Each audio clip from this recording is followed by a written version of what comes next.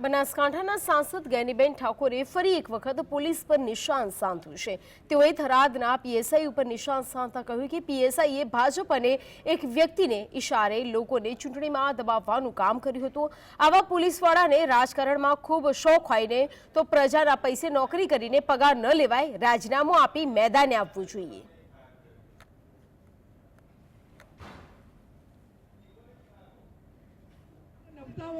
આપણી મહેરબાની પ્રજાના પૈસે જ્યારે પગાર લેતા હોય ત્યારે એમને ડિપાર્ટમેન્ટનું કામ કરવાનું હોય, એને બદલે માત્ર ને માત્ર ભાજપના એજન્ટ, કોઈ વ્યક્તિના એજન્ટ અને કોઈના ઉપર ધાક ધમકી ખોટા દબાણ લાવવા, તો એ પણ કાચના ઘરમાં રહેતા હોય છે અને એમને પણ બધાને પોતપોતાની ફરજો